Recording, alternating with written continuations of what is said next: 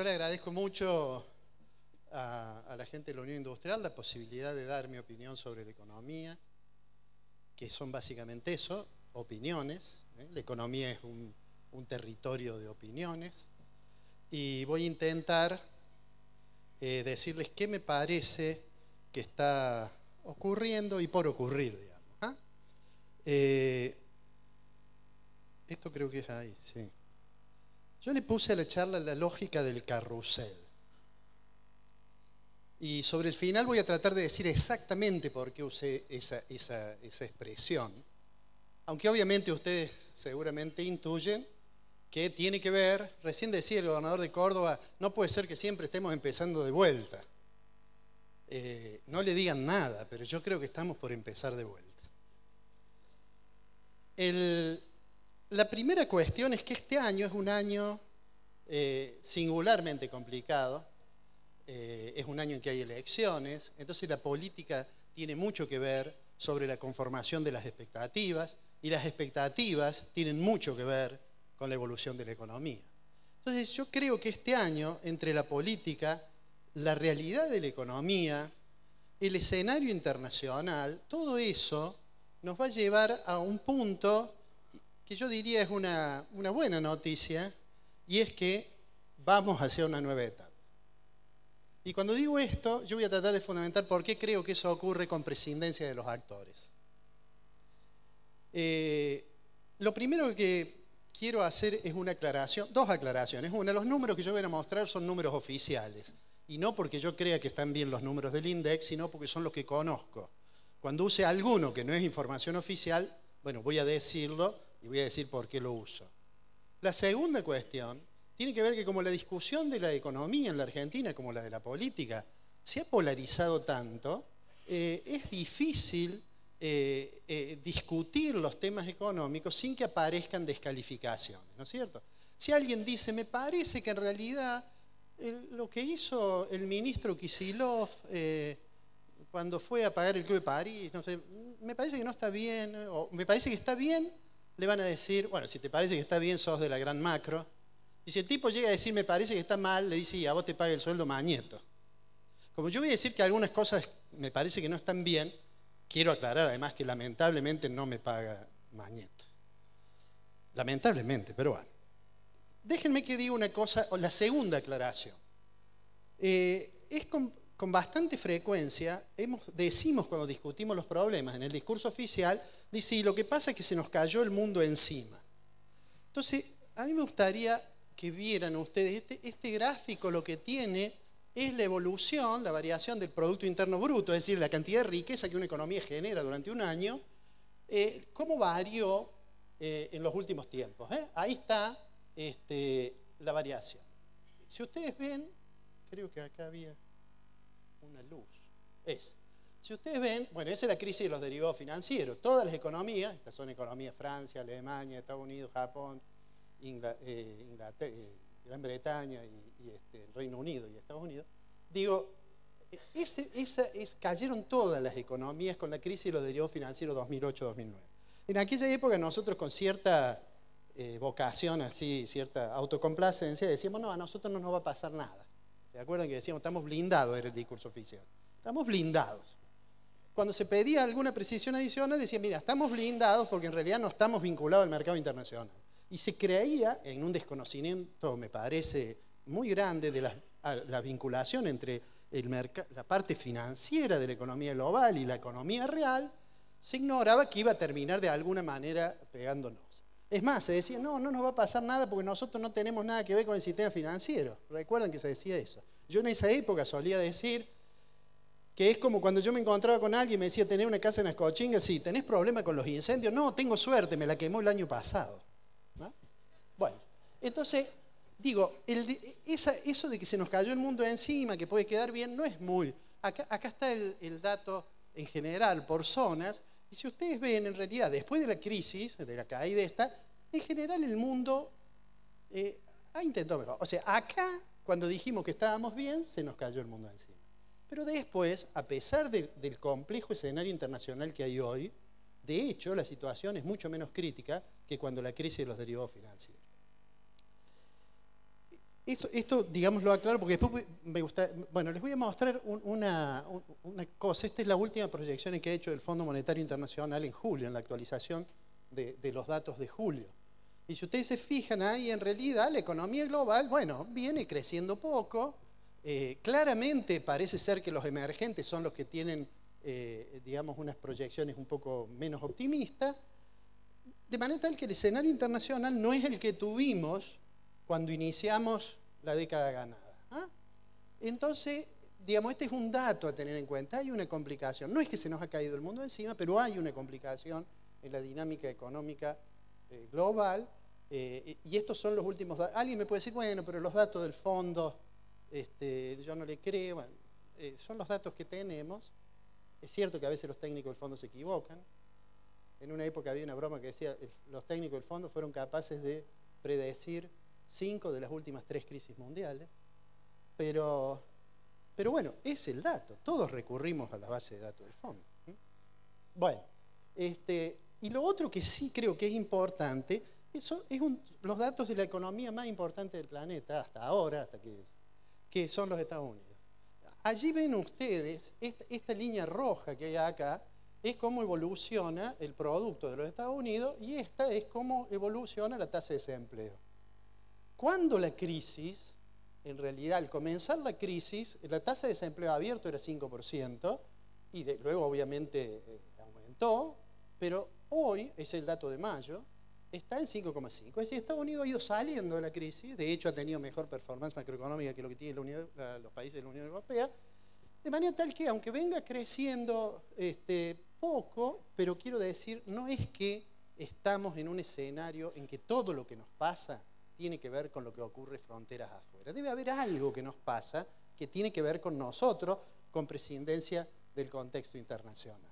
Es más, es probable, bueno, me parece que hoy era la reunión de la Reserva Federal, donde probablemente iban a discutir si suben o no la tasa de interés, que probablemente la suban más adelante, dependiendo de qué pase con la evolución de la economía americana.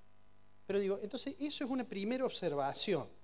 Es una noticia relativamente buena, aunque nosotros tenemos muy cerca, hoy se ha hablado, de Brasil, y eso sí, a ese escenario complejo nos agrega una preocupación más, porque si ustedes se fijan, la economía argentina, esa es la variación del producto, la economía argentina, en particular después de la crisis de los derivados financieros, digamos, tiene un comportamiento que va muy parecido a lo brasilero. Y entonces, si Brasil tiene problemas, seguramente nosotros tendremos problemas.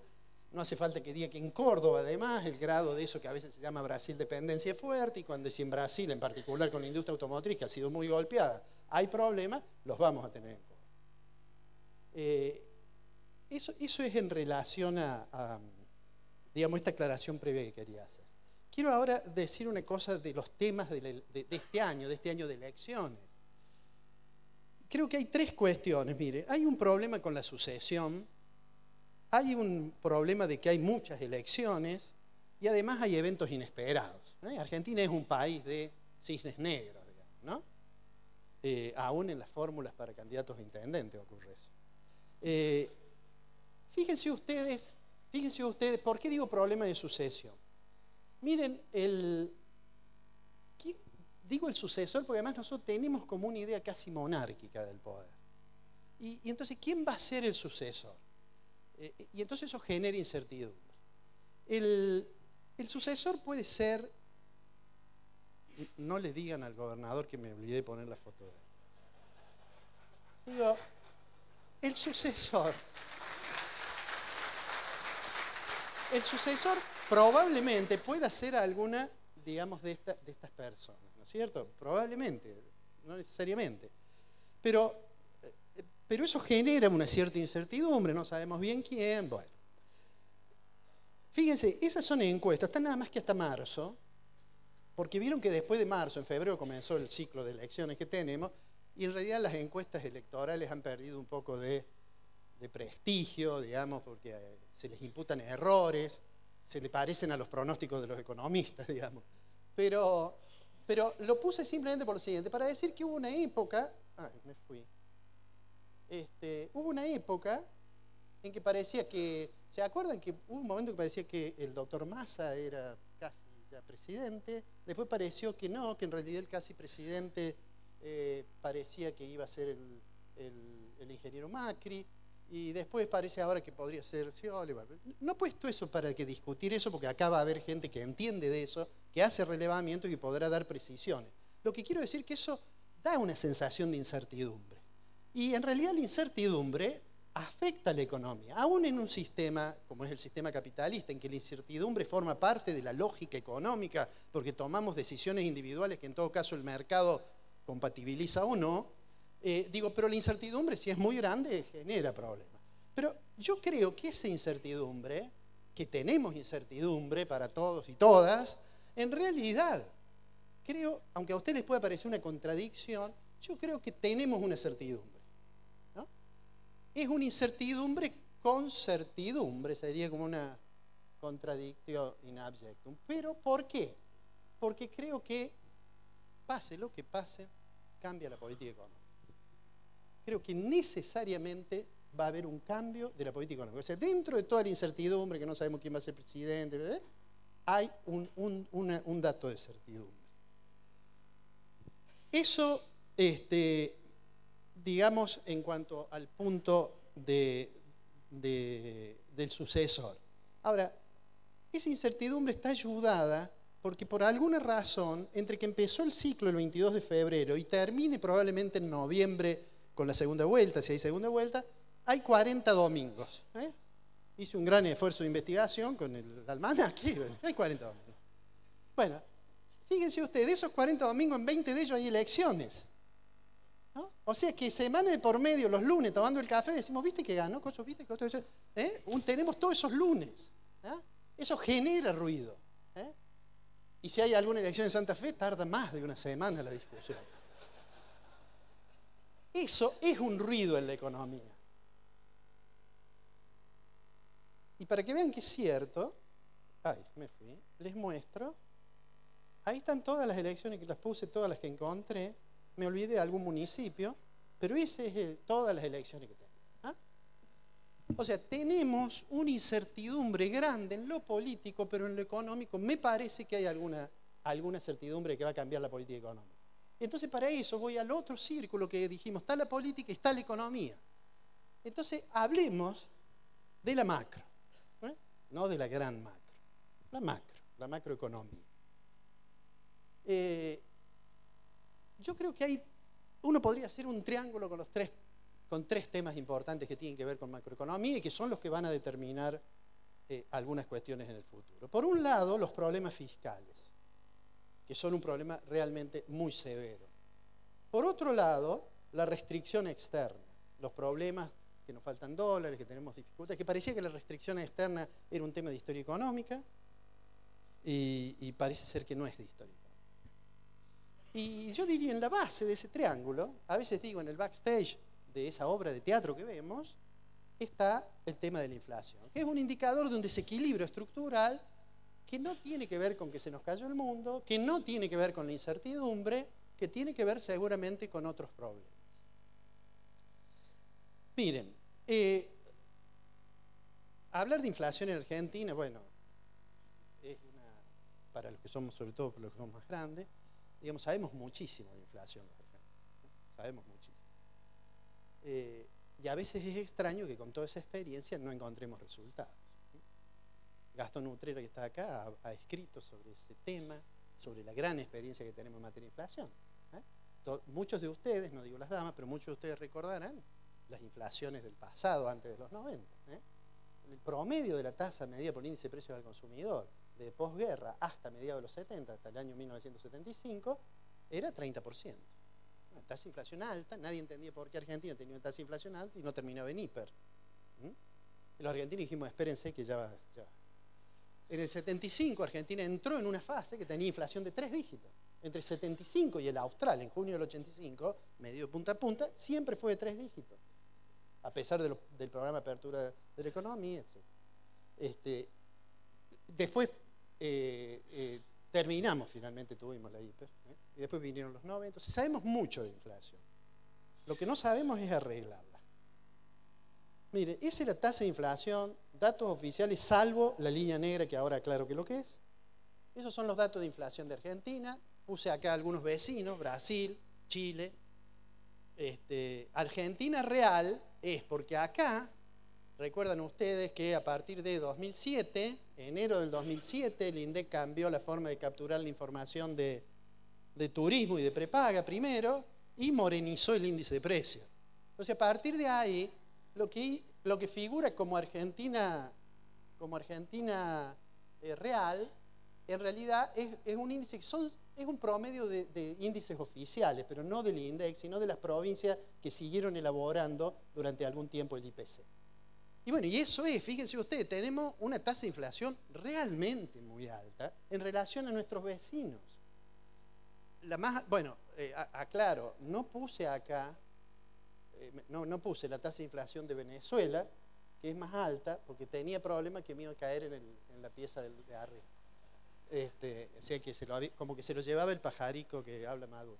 Pero esto muestra de que ahí hay un desequilibrio realmente muy grave, realmente muy grave.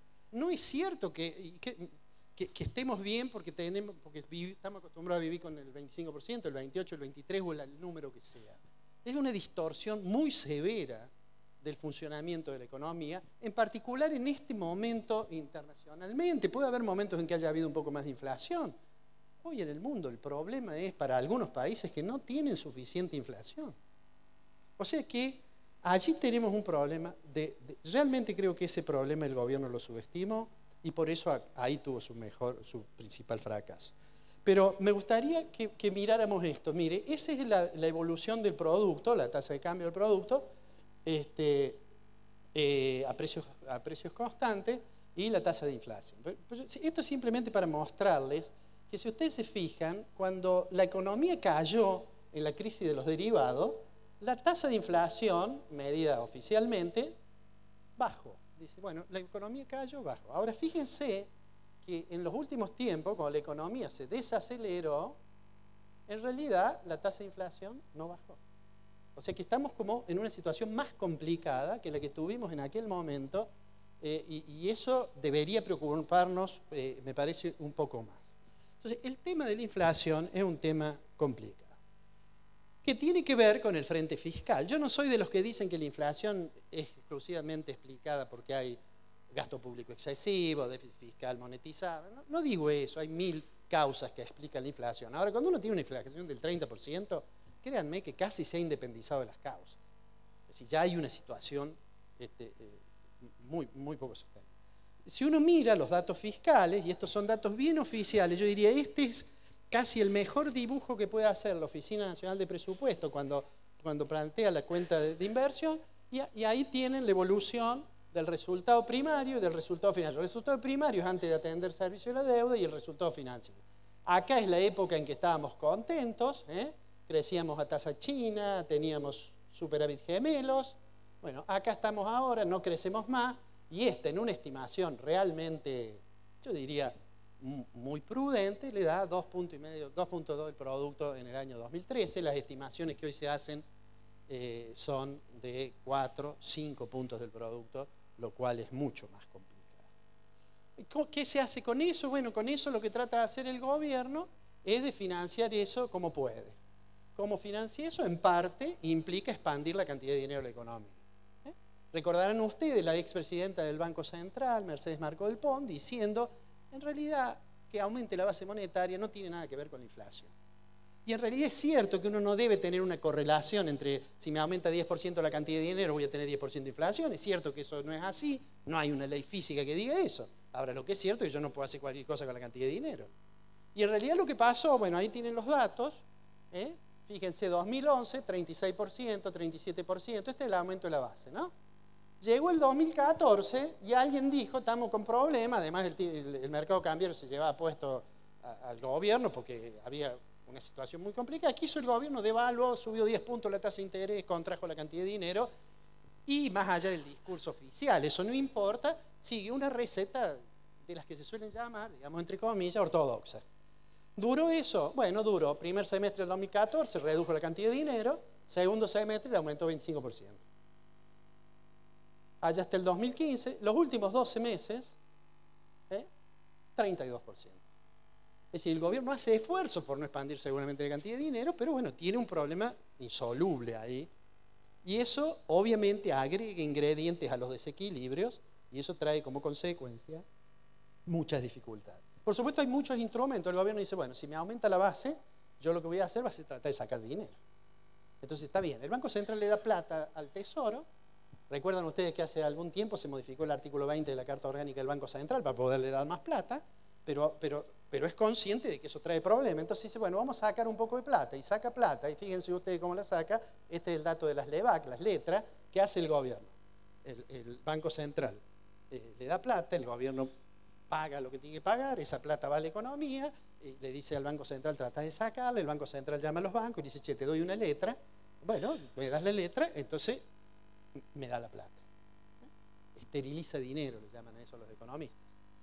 Fíjense ustedes que pasó es más fácil verlo en porcentajes, las LEBAC pasaron de ser el 27% el año pasado a ser el 58%. ¿Qué importancia tiene que ser el 58%? Que como las LEBAC pagan una tasa de interés, eso significa un costo, y eso en una época se le solía llamar a los problemas que solía tener el Banco Central, déficit cuasi fiscal. Pero lo concreto es que si sigue creciendo, llega un momento en que eso contribuye a su vez a expandir la cantidad de dinero. ¿Cuánto se paga por eso? Bueno, depende de las condiciones del mercado. Si la situación está tan complicada como está, cada vez empezamos a pagar más. Y ahí tienen la tasa como pasó. La LEBAC, este es uno de los datos, que es la LEBAC 90 días, pasó de 18%, que era a mediados de enero del 2014, a 26%. Entonces, obviamente, monetariamente tenemos un problema. Como lo tenemos fiscalmente, como lo tenemos, vamos a ver, en el mercado cambiario. Los problemas del sector externo. Yo pensaba, cuando miraba esto del sector externo, todos aprendimos cuando éramos estudiantes las restricciones externas, el stop-go, estudiamos de Bernardo Kosakov mucho sobre ese tema, de la CEPAL. Yo pensaba, cuando hable a mañana, que además es gente, digamos, muy informada, yo digo, ¿cómo encararía el problema del sector externo? Y pensé en un momento, digo, si yo les propusiera presentar una especificación de un modelo econométrico de problema del sector externo bajo el supuesto de expectativas racionales, digo, es capaz que no les interese. Yo digo, pensé otra cosa, digo, ¿les gustaría que hablemos del dólar? Me parece que eso sí les puede interesar, ¿no? Bueno, ahí se la seña, yo sabía que algún destituyente había. Vamos a hablar del dólar. Vamos a hablar del dólar. Siempre hablamos del dólar. Pero bueno. ¿Qué nos ha pasado en el sector externo? Este es dato oficial de antes de ayer, es más, está copiado, debería decir ahí abajo, que es del último informe de prensa que salió del INDEC. Y más allá de la discusión que ahora también parece que el saldo del balance de comercio no es el que dice, dejemos de lado, no me interesa el dato puntual, pero si ustedes se fijan, ven ahí en este cuadrito que tienen las exportaciones, fíjense lo que pasó con el saldo del balance de comercio. Sí, hubo una época que teníamos buenos saldos y después gradualmente ha ido decayendo hasta un punto en que esto contribuye a que no tengamos muchos dólares. 1.000 y pico de millones, 1.200 millones, me parece que es el saldo del primer semestre. Claramente eso no ayuda a que tengamos dólares. El reflejo de eso fue en las reservas internacionales. Allí tienen cómo evolucionaron las reservas desde el momento que el gobierno comenzó a acumular reservas, 10.000 millones, llegamos a 52.000, empezamos a caer. 2011, les recuerda, eso es lo que ya nos hemos acostumbrado a llamar cepo cambiario. Yo no uso esa expresión, me parece no muy ajustada, pero digo, pusieron restricciones a la compra de moneda extranjera y en realidad, como ustedes pueden ver ahí, no le dio mucho resultado, ¿no es cierto? Empezó a haber, hubo pérdida de reservas, aún después de que en noviembre del 2011 se pusiera. Recién empezamos a recuperar, acá tienen, esto está al 10 de julio, perdimos 18.000 millones desde febrero del 2011, que estábamos en un récord, hasta el último dato que ya hemos recuperado algo, si no hemos perdido 23.000 millones, si tomo un dato anterior. Y acá tienen, desde el 31 del 10 perdimos 13.000 millones, bueno, acá está, desde el 2014, bueno, recuperamos 2.700, 2.400 corresponde a la recuperación. Con cierto cuidado de eso, porque además, tengo 5 minutos, no les digo nada de eso. Y esas son las reservas internacionales que nos golpea un poco la autoestima, pero esas son las reservas internacionales de los países de América Latina. Tenemos menos, obviamente, que Brasil, que México, que Perú, que Colombia y que Chile. Tenemos ahí un problema grave. Entonces, hablemos puntualmente del dólar. Miren, ahí está, antes de las restricciones, tres números. El primero, que es el dólar de referencia del Banco Central, ese que le llamamos mercado único y libre de cambios, que yo digo que en realidad no es ni único ni libre, pero ese es el que está al lado, es lo que sería dividir la base monetaria por las reservas, eso que se le solía llamar el dólar de convertibilidad. Y al lado, siempre digo, así en un arranque creativo, puse en azul el blue. Ahí tienen lo que pasó después. Fíjense que arrancamos que era menos, el dólar de convertibilidad estaba por debajo del oficial. Bueno, allá se empezó a despegar un poco y ahí tienen cómo quedó. Eso es al 10 de julio, el blue estaba a 13.60, ahora está un poquito más, pero si se fijan, el dólar de convertibilidad está a 15.30. No digo que tenga que ser 15.30, no estoy diciendo eso, digo, eso muestra que hay algún atraso cambiario si mientras tanto el central dice que el dólar de referencia es 9.12. Hay otra forma. Si hoy lo tomara al 20, el dólar ese de convertibilidad sería 15.60. Si lo tomara a esa fecha que tengo puesta ahí. Por eso no nos tendría que llamar tanto la atención que por ahí sea tan alto. Bueno, ahora digo rápido, antes que la niña me diga, le digo esto. Ese es el tipo de cambio real múltiple, es decir, en relación a todos los países con los cuales comerciamos, cuánto es el tipo de cambio. Ese tipo de cambio en negro es el que calcula el Banco Central. Lo que pasa es que el Banco Central desde el 2007 toma en cuenta el índice de precio de Moreno, y yo ahí lo que he hecho ha sido tomar en cuenta el índice de precio promedio de las jurisdicciones que lo siguieron sacando. Entonces, como es más alto esa inflación, obviamente el tipo de cambio cae más rápido. Y eso, fíjense ustedes, el promedio de la época esa que crecíamos, que nos veíamos ya con los ojos rasgados, crecíamos a tasa china, nos iba bien, qué sé yo, el promedio era 2.30 cuando uno hace 100 diciembre del 2001. Si uno se fija, hoy, según el Banco Central, sería más alto el tipo de cambio. No podría ocurrir eso, no recuerdo si fue Dante Sica que dijo que él aprendió que si tomaba un café acá y era más caro que en París, había algún problema. Pero si uno entonces calcula un tipo de cambio multilateral un poco más real, le da 140. No estamos como el atraso cambiario cuando estalló la convertibilidad, pero estamos con un tema que está claramente por debajo de los 2.30. Si uno dice, yo quisiera tener el tipo de cambio que me permitió a mí ese periodo tan lindo de la economía, que era 2.30, y si en mayo del 2015 140, es un problema de regla 3. En realidad, el dólar equivalente de mayo, según para tener esa economía que teníamos tipo de cambio alto, etcétera, etcétera, es 14.68. Le suena el número, ¿no es cierto? Es decir, que allí hay un problema. Ahora, eso mismo es lo que yo digo que nos lleva a una nueva etapa. Yo no sé quién va a ser el presidente, si va a ser más color anaranjado, amarillo, yo no sé eso. Lo que sí sé, que los que insisten mucho en que vamos a cambiar todo y rápido, van a cambiar no todo y no tan rápido. Y los que dicen que vamos a continuar porque vamos a profundizar en esta epopeya liberadora, etcétera, etcétera, etcétera, van a cambiar cosas que hoy dicen que no van a cambiar. ¿Por qué? Por la fuerza de los hechos. Porque en realidad el contexto obliga. Una cosa es lo que puede decir alguien cuando está, digamos, postulando sus ideas para persuadir a sus ciudadanos. Y otra cosa muy distinta es cuando se sienta y tiene que tomar las decisiones. Y esas cosas las van a tener que corregir, creo yo, al margen de quién sea en realidad el presidente o al margen de quién sea el ministro de Economía. En el precoloquio que tuve el gusto de que me invitaran de Villa María, yo terminé diciendo en aquel momento que me parecía que esto era lo que teníamos por delante. Es decir, teníamos la inflación que iba a seguir, teníamos riesgos monetarios y cambiarios. Estoy tentado de hacerle una broma a un empresario que está al fondo, un destacado empresario. Se va a enojar, pero yo se lo voy a decir. Que es Francisco Bacaro del Grupo Serín, que el otro día estaba enojado conmigo porque dice que yo le dije que iba a haber turbulencias cambiarias Y me dijo, vos me dijiste que iban a ser en septiembre, estamos en julio.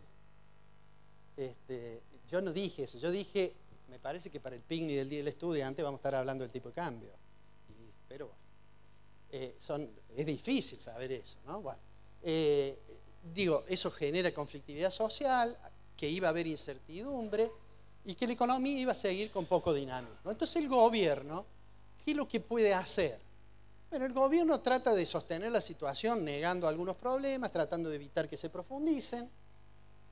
¿Cómo lo hace? Bueno, trata de tener una política monetaria poco expansiva. ¿Puede? No. Se le complica porque tiene que financiar cosas que no puede con recursos propios. No puede tampoco aumentar los impuestos. Bueno, acá se ha hablado de la presión tributaria alta, etc.